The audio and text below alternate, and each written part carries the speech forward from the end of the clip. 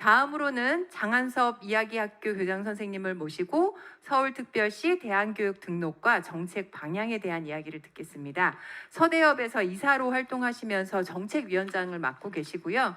서대협의 모든 행사에 늘 아낌없이 공간을 내어주시는 정말 고마운 분입니다. 오늘도 이 공간을 섭외해 주셨는데요. 큰 박수로 발제 내용을 듣도록 하겠습니다.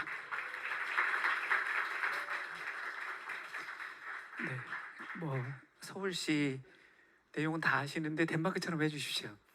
이게 결론일 것 같습니다. 100년 전에 재정지원법이 이미 통과됐다고 그러니까 너무 부럽네요. 네. 2020년 10월 9일 날 제가 국회 로비에 있었습니다. 그때 같이 계셨던 분들이 이 자리에도 있습니다. 마음의 한켠에는 우리가 원했던 수건이 이루어졌다라는 어떤 안도감, 그러면서 또 한편에 저는 학교 운영자이었고 그 자리에 계신 분들은 다 연대와 또 한대연의 그 사무국에 일하시는 분이셔서 조금 감정은 좀 달랐던 것 같습니다. 저는 한편에 걱정이 또 있었거든요. 이 방향이 도대체 어디로 흘러갈 것인가.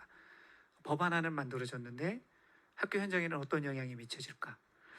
그거에 대한 불안감, 우려도 한편에 있었던 것 지금도 기억합니다. 그러면서 저는 1년여 지난 이 시간, 우리는 광장에 서 있는 거 아닐까. 광장으로 나왔다.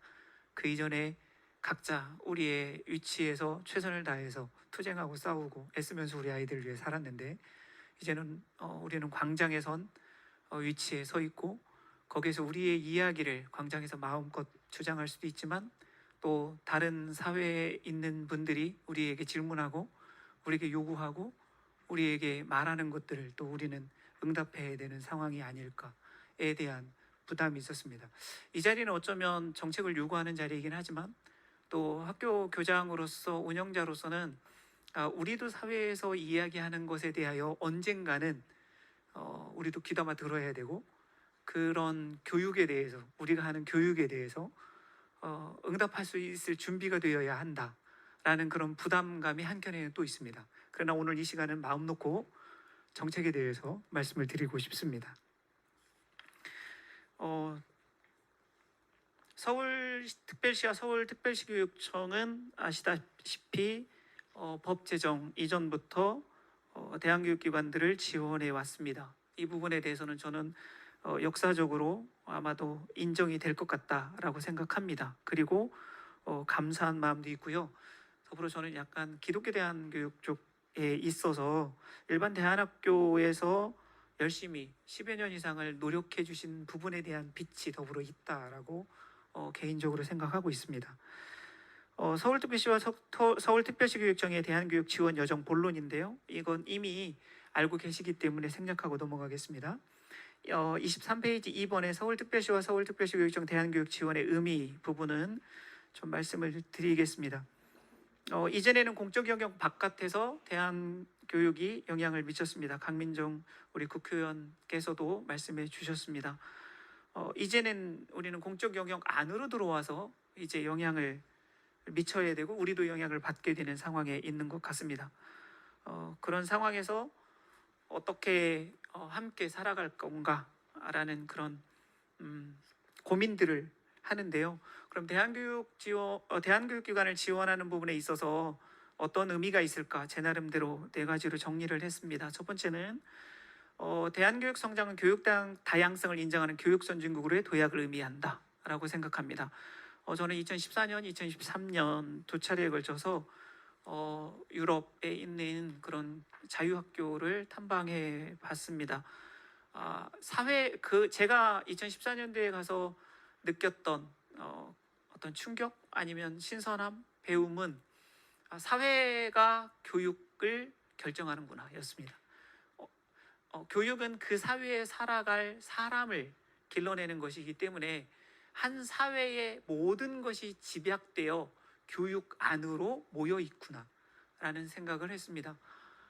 그때 막막함과 답답함이 있었던 것은 한국 사회와 유럽 사회가 다른데 어떻게 이 자유학교의 정신과 정체성 또 교육과정을 펼쳐낼 수 있을까에 대한 생각이었습니다. 그런데 이제 저희도 대한교육기관법이 제정이 되고 또 재정 지원을 받으면서 공적인 영역에 들어섰고, 그렇다면 저는 이거는 교육 선진국처럼 교육의 다양성을 인정하고 인정받는 시대로 들어선 거 아닌가라는 생각을 합니다. 이런 의식이 있다면 저는 대한교육기관에 적극적으로 정책을 또 만들어내고 지원하는 데 있어서 충분히 의미를 갖지 않을까 생각합니다. 둘째는 대한교육의 안정적인 성장은 학생과 학부모의 교육 선택권을 존중함으로 교육의 평등성을 고양할 수 있다.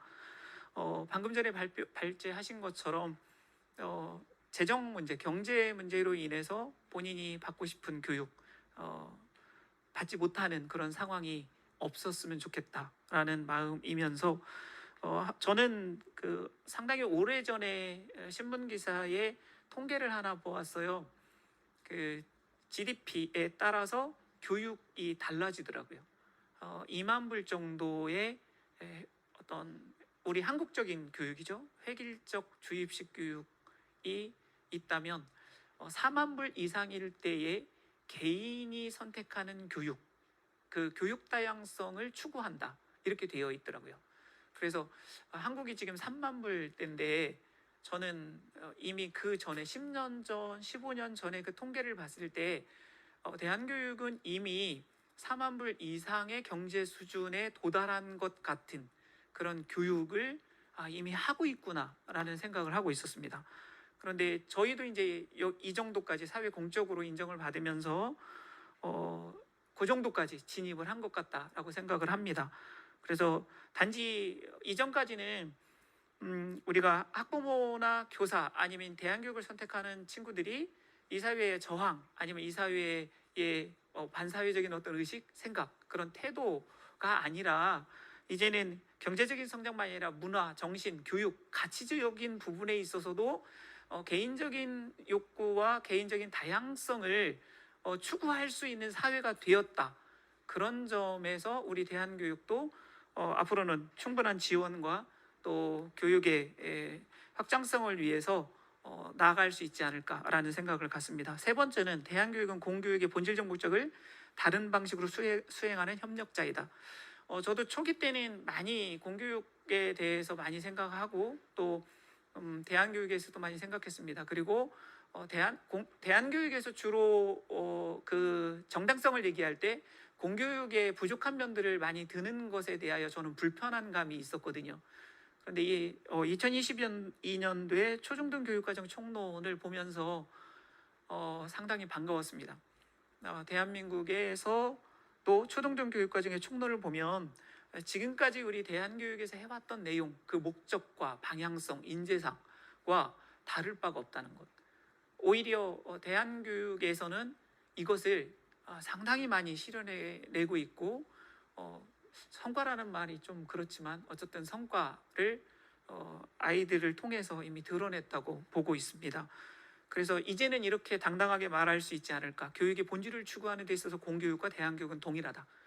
형제요 또 협력자일 수 있다. 네 번째는요, 대한교육을 지원한 정책은 대한교육의 안정성과 교육의 질을 높여준다. 뒤에 부록이 있습니다. 작년 저희가 서대협에서 43개의 기관의 설문을 조사해서 그 정리를 해놓은 자료를 첨부했습니다. 43개 기관이 가장 원하는 정책 중에 하나가 운영비의 지원이었습니다. 그건 대한교육기관에 대한 안정성이 필요하다는 의미로 이해를 합니다. 이것이 서울형 지원사업의 성과를 발표하는 자리에서도 이미 발표가 되었습니다. 저는 올해 지금 처한 현실 속에서 교육청에서 지원이 이루어지고 있는데 앞으로도 계속 안정성이 있다면 정말 마음껏 대한교육의 질적인 수준을 높여갈 수 있는데 계속해서 이 불안정성으로 인해서 우리의 에너지가 아이들을 위한 교육의 질을 높이는데 쓰이지 못하고 있구나라는 그런 안타까움이 있습니다. 그래서 이 네 가지의 대한교육기관에 대한 지원 의미가 있다고 저는 정리를 했습니다. 세 번째는 서울특별시와 서울특별시 교육청 재정 지원 상황은 아마 이미 알고 계셔서 이 부분도 넘어가려 합니다. 네 번째, 서울특별시 교육청 재정 지원의 정책 시사점. 첫 번째는 민과 간의 협력을 통해 상호 신뢰 구축과 현장에 적합한 정책을 실행할 수 있다. 서울특별시 교육청과 함께 우리 서대협이 계속 등록 전부터 논의를 많이 하는 자리가 있었고요. 그걸 통해서 서울 지역에 있는 특성이 잘 반영되었다라고 이해합니다. 이러한 과정 자체를 저는 대한교육의 문화라고 생각을 합니다. 갈등과 반목이 아니라 어떻게 함께 대화하고 신뢰를 구축해 가면서 정책을 펼칠까, 아이들을 위해서. 이것이 또 하나의 우리 한국 사회의 좋은 문화의 모델로 저는 가꾸어 갈 수 있다라고 생각합니다. 둘째, 지자체 시대의 정책의 협력 파트너로서의 지역 협의체가 중요하다라는 것. 첫 번째 사항 때문에 두 번째도 이어지는 것 같습니다. 전국적인 사항은 연대 그리고 한대연에서 진행하고 있고요. 지역에 있어서는 등록 관할 주체인 교육청과 대화 파트너는 지역 특성에 맞는 그런 현장의 협의체와 함께 대화하는 것이 바람직한 것 같습니다. 특히 서울 지역은 아까 대표님 저희 서대협 대표님 말씀하셨는데 거점형이라는 그런 독특한 형태도 있고 그래서 이런 것들을 어떻게 반영해낼까라는 부분은 현장과의 소통을 통해서 이루어지는 것 같습니다. 셋째는 지방보조금은 재정 지원에 있어서 한계가 있다는 겁니다. 두 가지 이유인데 정치 풍향의 영향이 있고 또 하나는 공모사업이라는 겁니다. 1년마다. 교육을 하는데 1년마다 계속 재정 지원을 받을지 못 받을지에 대한 불안정성은 현장에 있는 교장으로서 상당히 이거는 어려움에 늘 난감한 상황에 처하게 되어 있습니다. 이 부분은 개선이 필요한 것 같습니다. 넷째, 재정 지원을 하기에는 모호한 상위법의 불안정성을 해결해야 한다. 이 부분도 다 아시기에 넘어가겠습니다. 다섯째, 재정 지원이 대한교육의 발전과 성장을 위한 정책을 마련해야 한다. 지금 서울시도 올해 처음 재정 지원 정책을 세웠지만 그 이후의 정책 수립은 지금 아직까지 이루어지고 있지 않습니다. 교사와 관련된 부분, 학생과 관련된 부분, 참 다양한 부분들이 정책에 반영돼서 수립되어지고 이것을 바탕으로 현장 지원이 이루어져야 한다고 생각합니다. 현재 지금 서울시의 상황 이 5가지 시사점으로 정리했습니다. 마지막입니다. 대한교육 정책과 재정 지원의 방향성을 제안하고자 합니다. 첫 번째, 대한교육기관에 대한 정책은 대한교육의 목적과 특성을 살리는 방향이어야 한다. 저는 이게 첫 번째라고 생각합니다. 대한교육은 다양성이 그리고 자율성이 가장 큰 특성입니다.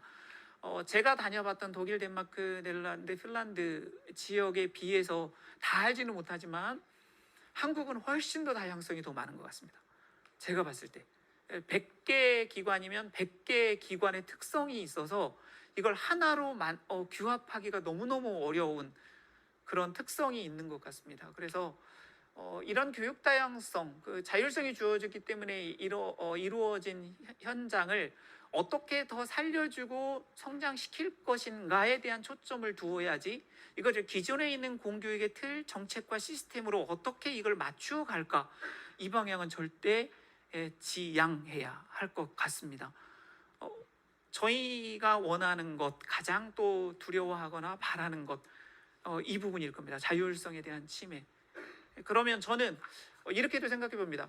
대한민국의 대한교육기관의 자율성과 이 다양성이 높기 때문에 혹시 정책적으로 이걸 잘 살려준다면 세계적인 K-팝 같은 K 대한교육기관이 나오지 않을까라고 생각합니다. 어떻게 생각하십니까? 네. 분명 그에 따른 부작용이나 어려움은 있을 겁니다. 이전에 있었던 틀이 아니기 때문에 그렇습니다. 공교육의 틀을 넘어서서 바깥에서 활동해 왔다는 것, 그것도 아마 기존의 틀에 우리가 들어가서 활동하기에는 너무 어려웠기 때문입니다. 그렇다면 가장 핵심적인 것은 저는 이런 자율성, 다양성을 어떻게 살릴 건가, 이거에 대한 이해로부터 정책은 시작돼야 된다고 생각합니다. 두 번째가 대한교육기관 지원에 대한 종합적인 정책 마련입니다. 저는 여기에서 한 가지 주장하고 싶은 건 반드시 활동가의 참여 비중이 높아야 된다. 그 활동가도 교장이나 교사였으면 좋겠습니다. 현장에서 직접 운영을 경험해봤던 분들의 이야기, 그리고 교사로서 활동해 보셨던 분들의 이야기가 가장 저는 현장을 잘 담을 수 있다고 생각합니다. 학자들 좋습니다. 이론적으로는 당연히 뛰어나죠, 탁월하죠. 그렇지만 현장에서는 적용 안 되는 거 너무 많습니다. 이 대안교육을 가장 잘 살릴 수 있는 방법, 처음부터 정책 수립에 처음부터 현장 활동가들이 참여하기를, 그런 구조를 만들어낼 수 있기를 바랍니다. 세 번째, 대안교육기관에 대한 재정 지원은 교육청 본 예산으로 편성해야 합니다. 지방재정 그 보조금에 대한 한계 때문에 말씀드렸습니다. 대안교육기관에 대한 재정 지원은 총액제 지원으로 가야 된다. 이건 앞선 이야기일 수도 있는데요. 덴마크나 네덜란드, 독일에 가서 제가 계속 질문한 부분이 이겁니다. 어떻게 지원합니까? 지원 항목을 어떻게 결정합니까? 라고 얘기했더니 총액제랍니다. 공교육에서 한 학생을 지원하는 금액을 정해서 그 금액의 총액을 학생 수두로 지원합니다. 그러면 대안교육기관에서 자유학교에서 편성을 하는 거죠. 대신 감사는 강하게 합니다. 그 재정 투명성 때문에. 총액제로 갈 수 있다면 저는 새로운 혁명적인 재정 지원의 방식이라고 생각하는데, 그럴 때 대안교육기관마다의 특성에 따른 교육과정 편성과 운영을 할 수 있습니다. 근데 한국은 이게 법적으로 제한이 많이 있을 수 있지만 어떻게 이걸 해나갈 수 있을까를 저는 고민해 보아야 되지 않나라는 생각을 하고요. 지금 서울시는 서울시 특별시 교육청은 감사하게도 인건비 지원이 필수 교육 활동에 필요하다라고 해주셔서 너무 감사한데, 여기 덴마크에서 보시면 따로 학생비뿐만 아니라 운영 경비뿐만 아니라 그 건축 시설비를 또 지원하고 있습니다. 이 부분은 반드시 필요한 겁니다. 그래서 본청 예산을 할 때 이게 가능할지는 이따가 혹시 말씀해 주실지는 모르겠습니다. 마지막, 대안교육기관에 대한 재정 지원은 상위법 개정으로 안정성을 확보해야 합니다. 그 교육부에서 전체적인 큰 전국적인 정책을 마련하면 지역교육청은 지역 특성에 맞는 정책을 마련하실 수 있지 않을까 싶습니다. 네, 이상으로 발표 마치겠습니다. 들어주셔서 감사합니다.